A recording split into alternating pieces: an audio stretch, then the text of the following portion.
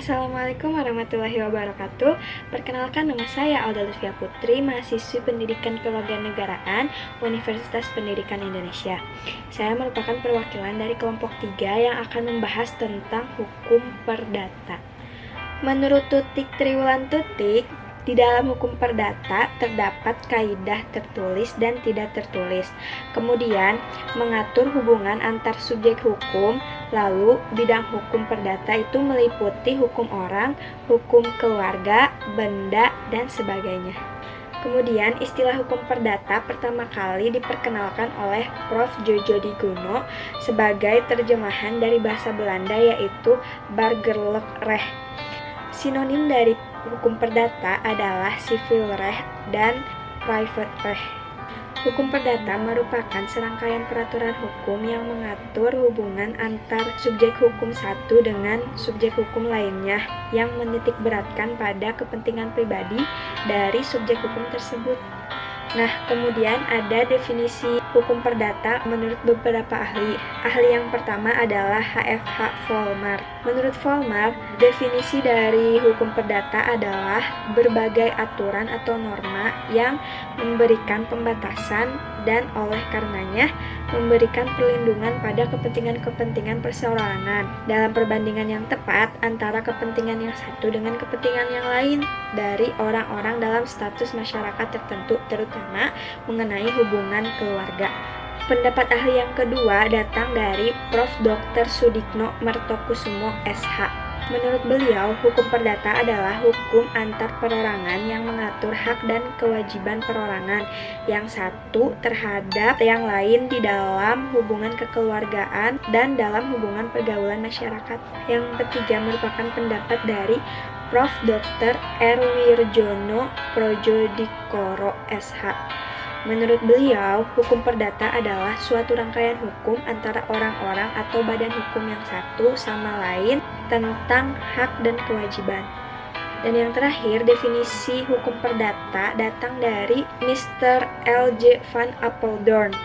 Menurut beliau, hukum perdata adalah peraturan-peraturan hukum yang mengatur kepentingan seseorang dan yang pelaksanaannya terserah kepada maunya yang berkepentingan sendiri.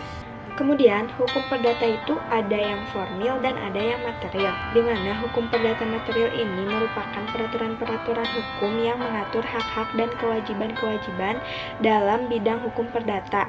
Nah, hukum perdata material inilah yang lazim disebut dengan hukum perdata saja. Kemudian, hukum perdata formil merupakan peraturan yang mengatur tentang bagaimana cara mempertahankan hukum perdata material tersebut. Hukum perdata formil ini adalah hukum acara perdata. Sejarah dan pluralisme hukum perdata di Indonesia.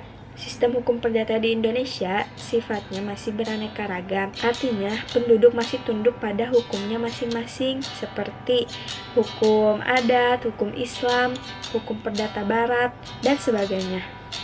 Pluralisme hukum ini ada sejak zaman Hindia Belanda. Adapun faktor-faktor yang menyebabkannya.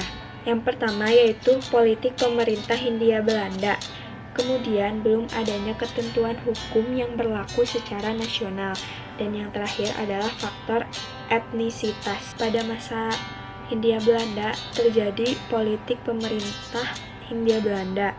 Nah, politik ini membagi penduduk menjadi 3 golongan. Ketentuan hukum yang berlaku untuk ketiga golongan ini berbeda sebagaimana diatur dalam pasal 163 dan 131 Indische Staatsrechtlich yang menentukan sebagai berikut.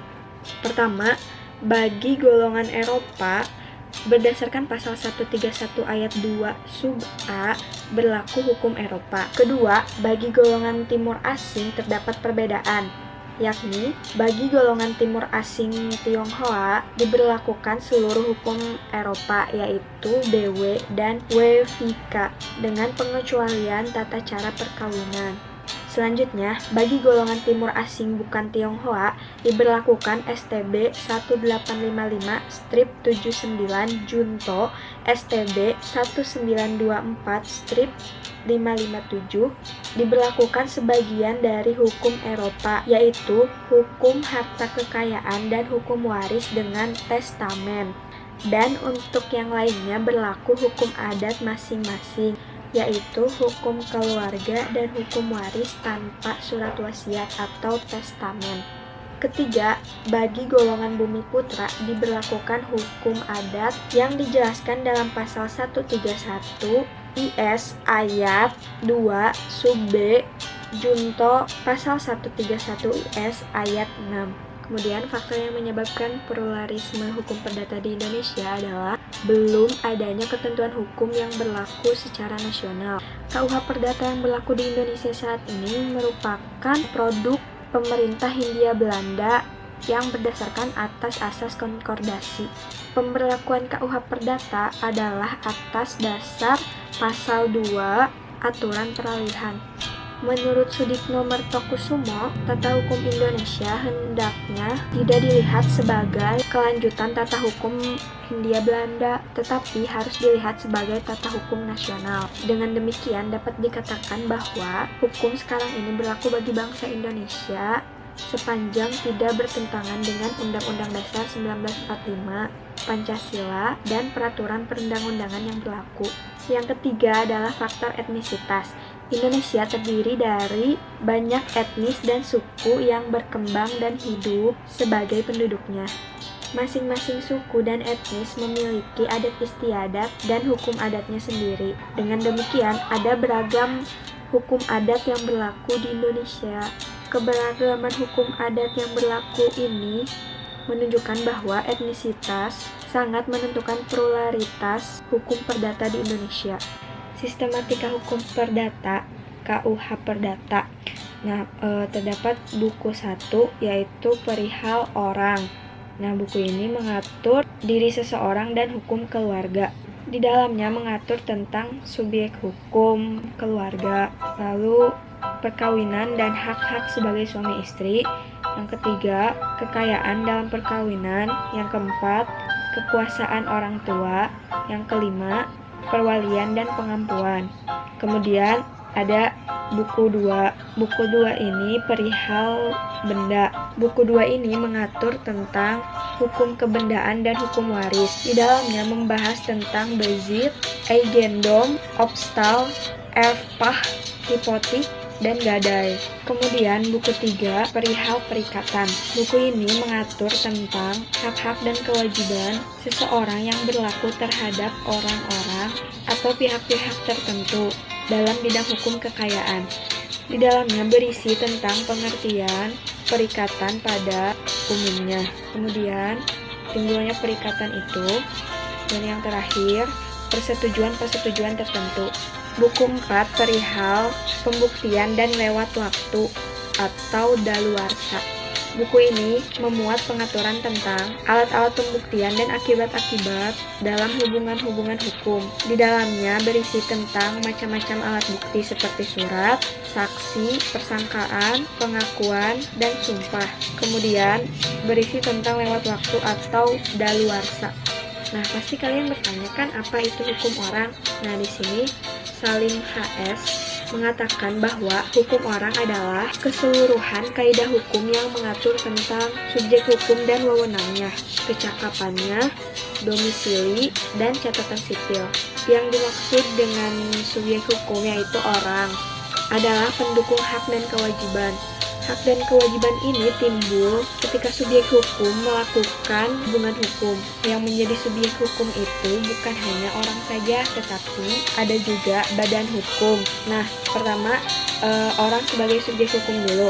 Orang secara hukum diberi kedudukan sebagai subjek hukum adalah orang yang merdeka. Merdeka di sini dalam arti bahwa dia memiliki kemampuan untuk mengambil keputusan sendiri dan mampu bertanggung jawab atas segala akibat dari keputusan yang diambilnya. Sebagai subjek hukum, seseorang pada prinsipnya mempunyai kedudukan yang sama di muka hukum. Kemudian badan hukum sebagai subjek hukum. Badan hukum mendapat pengakuan sebagai subjek hukum dengan memiliki harta kekayaan sendiri dan dapat menggugat dan digugat di depan pengadilan. Contohnya, perseroan terbatas, yayasan, koperasi, dan sebagainya. Orang dan badan hukum sebagai subjek hukum dapat melakukan perbuatan hukum sebagai pelaksanaan hak dan kewajibannya. Dalam melaksanakan perbuatan hukum, badan hukum diwakili oleh para pengurusnya. Sedangkan orang untuk melakukan perbuatan hukum harus sudah dewasa menurut ketentuan Kitab Undang-Undang Hukum Perdata atau KUH Perdata, atau sudah kawin menurut ketentuan yang ada dalam Undang-Undang Nomor 1 Tahun 1974 tentang perkawinan. Orang yang sudah dewasa atau sudah kawin dianggap cakap untuk melakukan perbuatan hukum atau bertindak sendiri. Nah, adapun perbuatan-perbuatan hukum yang dapat dilakukan oleh orang atau badan hukum sebagai subjek hukum. Misalnya, yang pertama, melakukan perjanjian jual beli tanah. Yang kedua, melakukan perjanjian sewa-menyewa rumah. Yang ketiga, melakukan perjanjian pinjam-meminjam uang atau barang. Yang keempat, melakukan perjanjian kerja dan sebagainya. Kemudian ada hukum keluarga.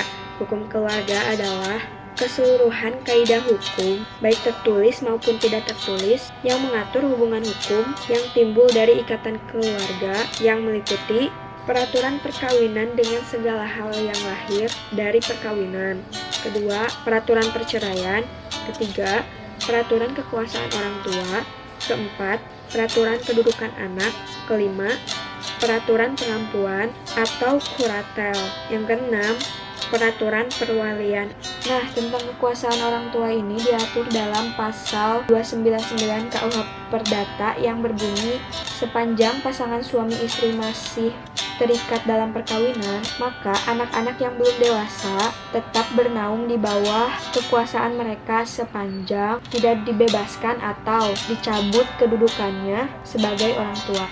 Pasal lain yang membahas tentang kekuasaan orang tua yaitu Pasal 45 KUH Perdata yang berbunyi, kekuasaan terhadap pribadi si anak dimaksudkan untuk memelihara, mendidik anaknya sepanjang si anak masih di bawah umur. Kewajiban orang tua terhadap anak-anaknya juga tetap berlaku meskipun perkawinannya putus. Lalu ada pasal 47 KUH Perdata yang berbunyi, setiap anak yang belum mencapai umur 18 tahun atau belum pernah menikah ada di bawah kekuasaan orang tuanya selama mereka tidak dicabut dari kekuasaannya. Orang tua mewakili anak sebagai segala perbuatan hukum di dalam dan di luar pengadilan selama anak belum berusia 18 tahun atau belum kawin. Kemudian pasal lainnya adalah pasal 49 KUH Perdata yang berbunyi, orang tua dapat dicabut kekuasaannya terhadap seorang anak apabila ia sangat melalaikan kewajibannya terhadap anaknya. Juga apabila berkelakuan sangat buruk sehingga dapat merugikan kepentingan atau masa depan anaknya. Apabila salah seorang atau kedua orang tua dicabut kekuasaannya terhadap seorang anak atau lebih, mereka masih berkewajiban memberi biaya pemeliharaan kepada anak-anaknya. Kemudian tentang perwalian. Anak yang belum dewasa yang tidak berada dalam kekuasaan orang tua ada di bawah perwalian. Perwalian ini juga meliputi pemeliharaan anak dan pengurusan harta benda si anak. Dalam suatu perwalian, diangkat seorang wali pengawas yang mengawasi bagaimana seorang wali melaksanakan kewajibannya untuk melindungi pribadi dan kekayaan harta si anak. Menurut KUH Perdata, ada 3 macam perwalian, yaitu yang pertama, perwalian menurut undang-undang, yang kedua, perwalian secara wasiat, yang ketiga, perwalian melalui penetapan hakim. Lalu ada pengampuan. Pengampuan ini membantu subjek hukum yang dianggap tidak cakap menjadi subjek hukum. Dilakukan karena dia sudah dewasa tetapi dungu, sakit ingatan, atau mata gelap, lemah pikir, dan lain-lain yang membuat ia tidak cakap hukum. Penetapan seseorang di bawah pengampuan adalah melalui putusan hakim. Pengampuan ini dilakukan karena sakit ingatan, boros, pemabuk, dan pikiran yang lemah. Pengampuan berakhir apabila sebab-sebab yang mengakibatkannya telah hilang. Orang yang ada dalam pengampuan disebut kurandus, sedangkan pengampunnya disebut kurator. Kedudukan kurandus ini adalah sama dengan anak yang belum dewasa. Kemudian ada hukum harta kekayaan. Hukum harta kekayaan adalah peraturan-peraturan yang mengatur perihal hubungan-hubungan hukum yang dapat dinilai dengan uang. Dimaksud dengan kekayaan adalah sejumlah hak dan kewajiban dari seseorang yang dapat dinilai dengan uang. Kekayaan ini dapat dipindahkan kepada orang lain. Hukum harta kekayaan meliputi dua bagian, yaitu hukum benda dan hukum perikatan. Hukum benda adalah peraturan-peraturan yang mengatur hak-hak kebendaan yang mutlak sifatnya. Artinya bahwa terhadap hak-hak atas benda-benda tersebut, orang wajib menghormatinya. Dalam arti ilmu pengetahuan hukum, benda adalah segala sesuatu yang dapat menjadi objek hukum, yaitu sebagai lawan dari subjek hukum. Dalam pasal 499 KUH Perdata, disebutkan bahwa yang dimaksud dengan benda adalah segala sesuatu yang dapat dihaki atau menjadi objek hak milik. Dari definisi sebagaimana disebutkan, maka segala sesuatu yang tidak dapat dimiliki orang bukanlah termasuk pengertian benda, misalnya matahari, bintang, dan lain-lain. Hukum perikatan adalah peraturan-peraturan yang mengatur hubungan hukum yang bersifat kehartaan antara dua orang atau lebih, di mana pihak yang satu berhak atas suatu prestasi tertentu, sedangkan pihak yang lain wajib memenuhi prestasi tersebut. Contoh, perikatan dalam perjanjian jual beli rumah. Perikatan sendiri berasal dari bahasa Belanda verbintenis, yang dalam bahasa Indonesia selain diterjemahkan sebagai perikatan, juga ada yang menerjemahkan sebagai perutangan. Hukum waris adalah hukum yang mengatur tentang pemindahan hak pemilik harta peninggalan kepada pewaris, menentukan siapa-siapa yang berhak menjadi ahli waris dan berapa bagian masing-masing. Pewaris adalah seorang yang meninggal dunia secara alamiah sebagaimana yang ditentukan dalam pasal 830 KUH Perdata. Tetapi dalam praktiknya, orang yang meninggal dunia secara yuridis pun harta warisnya sudah dapat dibagi-bagi dengan persyaratan tertentu. Harta warisan dalam KUH Perdata yang dapat diwarisi meliputi semua hak-hak dan kewajiban-kewajiban dari pewaris. Jadi, ahli waris menggantikan hak dan kewajiban seseorang yang meninggal. Pada umumnya, yang digantikan adalah hanya hak dan kewajiban di bidang hukum kekayaan saja. Kekayaan berupa seluruh aktiva dan pasiva yang ditinggalkan pewaris dan berpindah kepada ahli waris. Ahli waris adalah anggota keluarga orang yang meninggal dunia yang menggantikan kedudukan pewaris dalam bidang hukum kekayaan karena meninggalnya pewaris, baik karena penunjukan undang-undang maupun pewasiatan. Sekian yang dapat saya sampaikan. Mudah-mudahan bermanfaat bagi kita semua. Terima kasih. Wassalamualaikum warahmatullahi wabarakatuh.